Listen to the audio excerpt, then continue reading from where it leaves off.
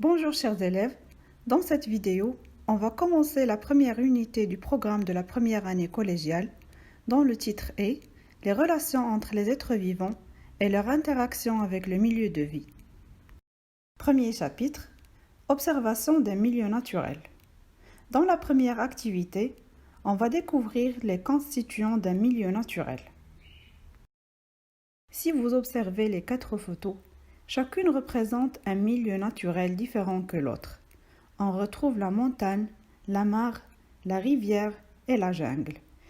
Et chacun de ces milieux est composé d'une partie vivante constituée des différents types d'êtres vivants, c'est la biocénose, et une partie non vivante qui représente le lieu de vie de ces êtres vivants, c'est le biotope.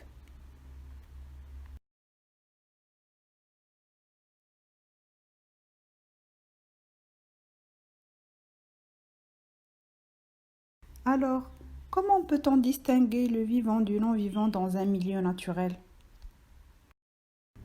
Pour classifier les constituants d'un milieu naturel, on doit commencer par l'observation de ce dernier, que ce soit par l'organisation d'une sortie écologique ou à partir d'un document, image ou vidéo qui représente ce milieu, ou à partir d'un plan représentatif du milieu.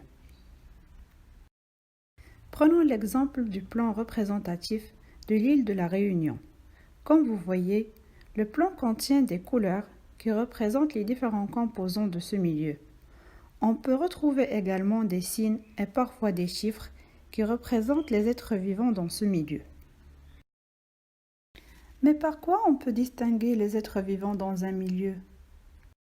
Pour distinguer un être vivant d'un élément non vivant, on doit vérifier si il réalise ses fonctions vitales, s'il se nourrit, s'il respire, s'il se reproduit et s'il croît.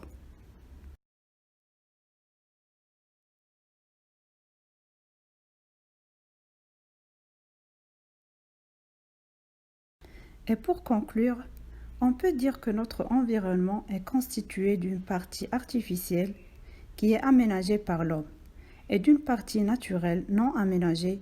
Cette dernière se compose d'une partie non vivante qui forme le milieu de vie des êtres vivants et qui est constituée essentiellement de l'eau, du sol, des roches et de l'air, et d'une partie vivante qui regroupe l'ensemble des êtres vivants, animaux et végétaux.